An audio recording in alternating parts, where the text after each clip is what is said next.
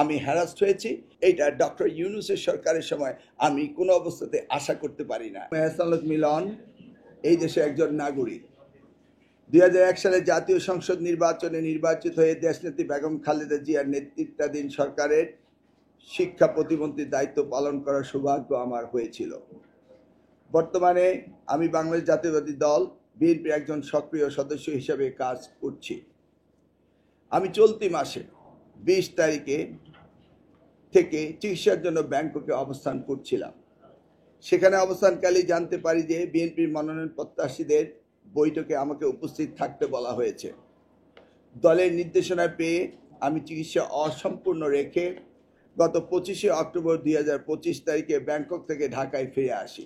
ওদের স্বপ্ন পূরণে পাশে থাকতে পেরে আমরা গর্বিত।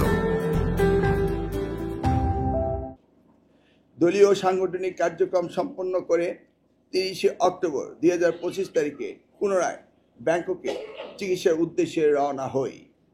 যাত্রাকালীন সময়ে ঢাকা আন্তর্জাতিক বিমানবন্দরে ইমিগ্রেশন কাউন্টারে জানতে পারি আমাকে বিদেশ যাত্রায় নিষেধাজ্ঞা জারি করা হয়েছে, কিন্তু এই নিষেধাজ্ঞার কোনো কারণ চেয়ে কোনো সদুত্তর পাইনি।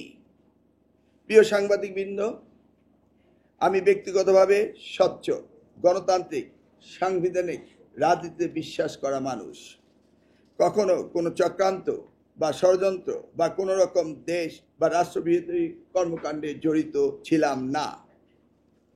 দেশ ও মানুষের ভালোবাসাই আমাকে আমেরিকার নাগরিকত্ব পাসপোর্ট সারেন্ডার করে রাজনীতিতে আসতে প্রেরণা জুগিয়েছে। প্রিয় সাংবাদিক ভাই ও বোনেরা, বিগত ফ্যাসিস্ট সরকারের আমলে আমি আমার পরিবার সহ সর্বস্তরের বিএনপি তথা ভিন্ন মতাদর্শী ব্যক্তিবর্গের উপর অমানবিক নির্যাতনের ইতিহাস আপনারা সকলেই জানেন। ওই সময় বিরোধীর পক্ষের কাউকে বিদেশ গমন করতে না দেওয়া অত্যাচারের একটি অন্যতম হাতিয়ার হিসেবে ব্যবহৃত করা হতো।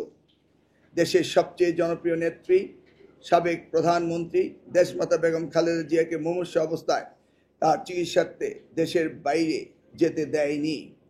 আমাকে অপ্রত্যাশিতভাবে বিদেশ যেতে না দেওয়ার এই ঘটনা অতীতের সেই ন্যাক্কারজনক স্মৃতিগুলো আমাকে মনে করিয়ে দেয়। আমি সরকারের কাছে জানতে চাই, কেন আমাকে বিদেশ যেতে দেওয়া হলো না? এই সরকার মহান 24-এর গণঅভ্যুত্থানের সরকার।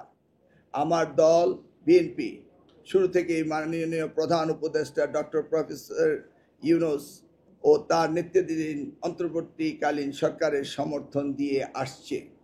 মাননীয় প্রধান উপদেষ্টা প্রফেসর ডক্টর ইউনূসের প্রতি আমার গভীর শ্রদ্ধা ও সম্মান রয়েছে। আমি দৃঢ়ভাবে বিশ্বাস করি এই সরকারের কোনো সংস্থা বা বিভাগ কোনো ভুল তথ্য বা ষড়যন্ত্রে বিভ্রান্ত হবেন না, এবং আমি সহ দেশের সকল নাগরিকের সাংবিধানিক ও নাগরিক মানবিক অধিকার রক্ষার যথাযথ ব্যবস্থা গ্রহণ করবেন। দুবার যেতে পারতাম বা একবার যেতে পারতাম, ফেরত দিত ইচ্ছা মাফিক।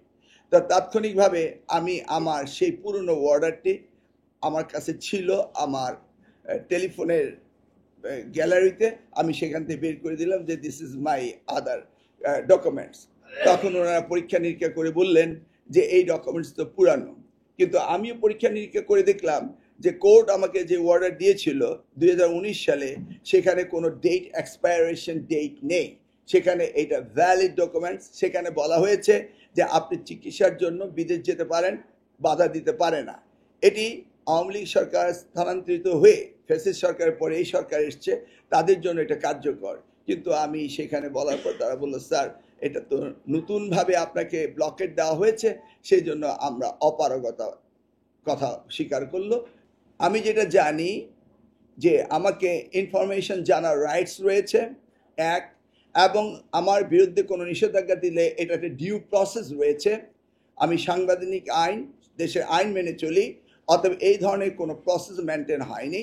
এতে আমি মনে করি আমি হিউমিলেটেড হয়েছি, আমি হ্যারাস্ট হয়েছি, এবং এই সদ্য আমাদের এই অভ্যুত্থানের পরে যে বাংলাদেশ ফ্যাসিস্ট বিতাড়িত হওয়ার পরে সেই বাংলাদেশে এইটা ডক্টর ইউনূসের সরকারের সময় আমি কোনো অবস্থাতে আশা করতে পারি না, এবং সেই জন্যই বলছি আমি আশা করব সরকার এই বিষয়টিকে অতি শীঘ্রই কগনিজেন্সে নেবেন এবং তারা একটি সুরাহা করবেন। এটি আমার বিশ্বাস, কোনো ভুলও হতে পারে।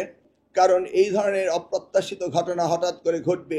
আমার মতো একটা ক্লিন ইমেজের লোক, যে আমি কখনো কোনো বিষয়ে ইনভলভ হই না এবং কোনো রকম ষড়যন্ত্র চক্রান্ততে আমি থাকি না।